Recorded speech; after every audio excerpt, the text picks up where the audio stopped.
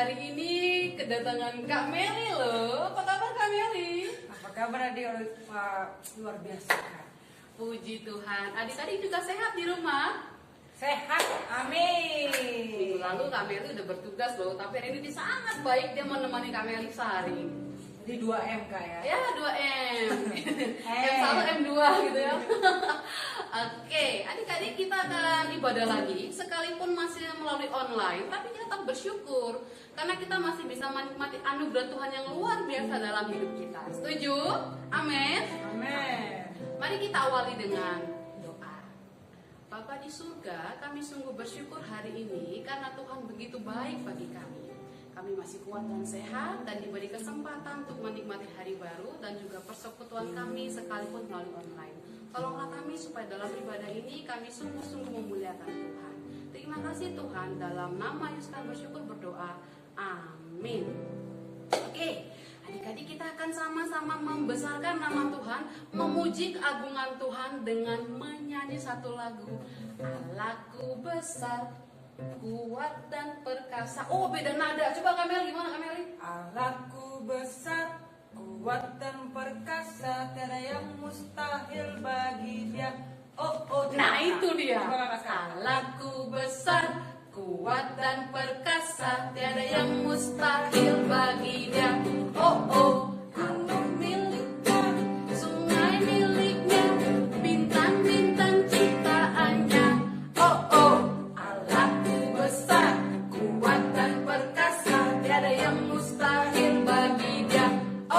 Oke, sekarang kita nyanyi bersama-sama. Adik-adik ayo berdiri, suaranya yang kencang gak apa-apa. Kan Kak Reza gak dengar.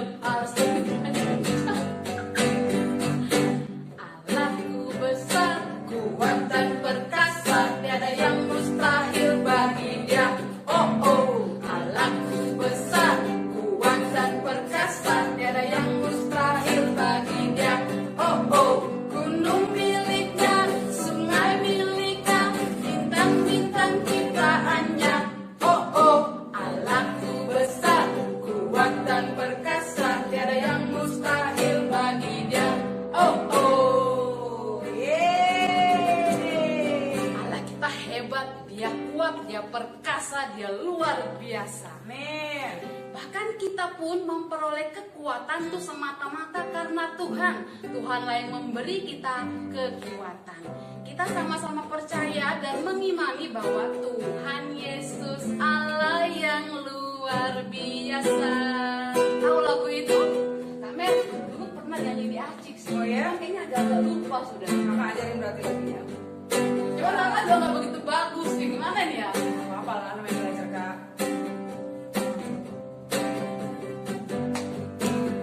Tuhan Yesus Allah yang luar biasa. Apapun Dia bisa. Amin. Dalamnya hatiku pun selalu Dia tahu. Oleh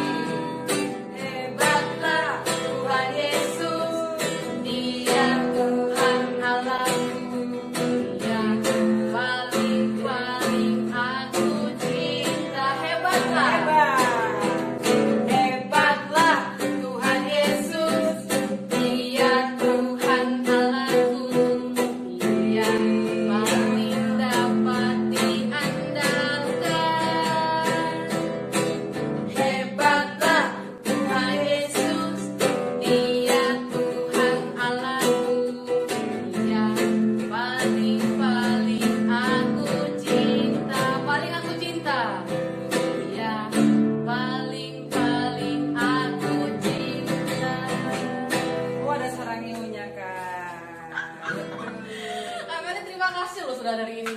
Oke, adik-adik kita akan menyiapkan hati kita untuk membaca firman Tuhan. Kita akan belajar firman Tuhan. Kita nyanyi satu lagu, Firman-Mu pelita bagi kakiku.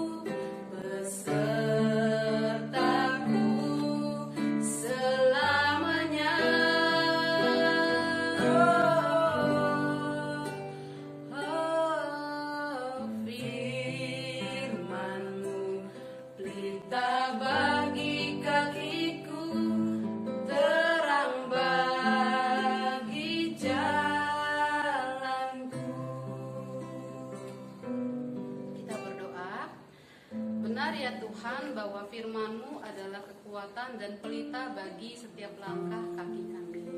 Tuhan ajar kami, tolong kami supaya melalui firman Tuhan yang akan kami baca dan renungkan hari ini, supaya kami bisa memahami, iman kami dikuatkan, dan kami juga bisa melakukan apa yang Tuhan kehendaki dalam hidup kami.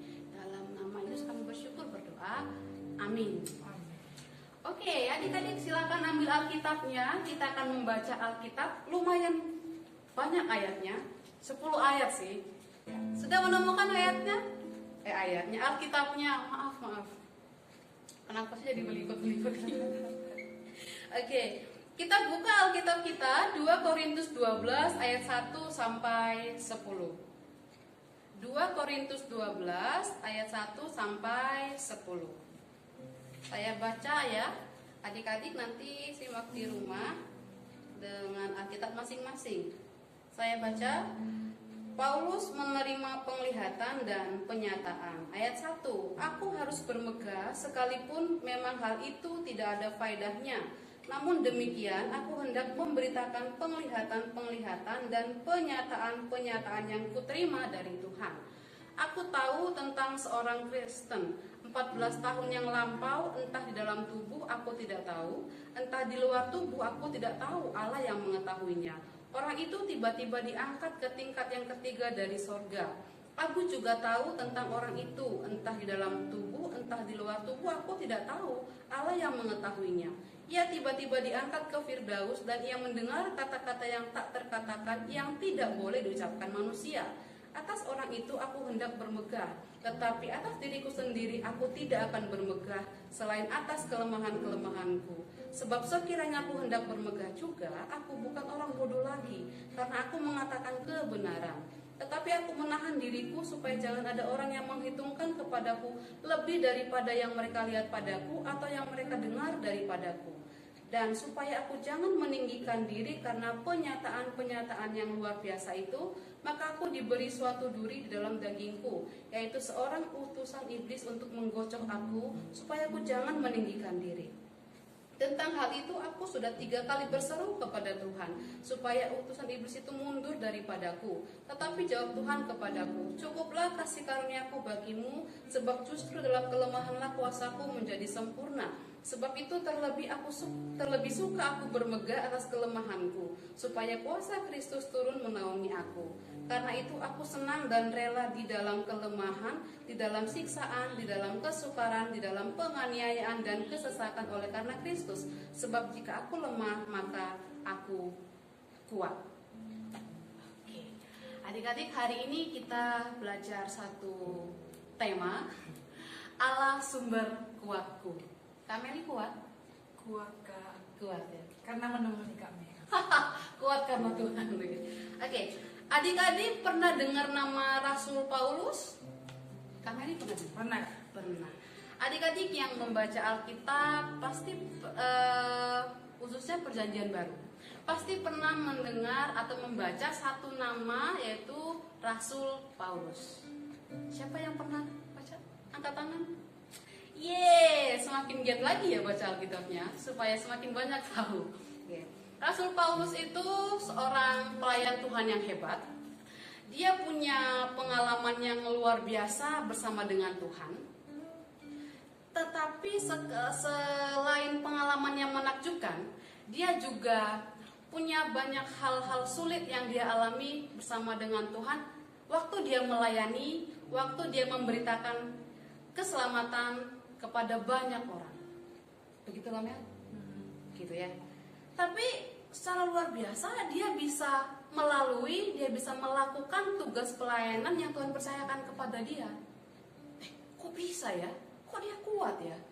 Kok dia berani sih? Ya jawabannya satu, karena Tuhan Yesus sendiri yang memberi dia kekuatan. Secara pasti dan selalu Tuhan Yesus menyertai pelayanan dan perjalanan hidup Paulus, gitu ya. Tadi di Alkitab pun juga ditulis ya bahwa kasih karunia Tuhan itu cukup bagi Paulus, gitu ya. Karena justru dalam kelemahan Pauluslah kuasa Tuhan yang sempurna itu dinyatakan.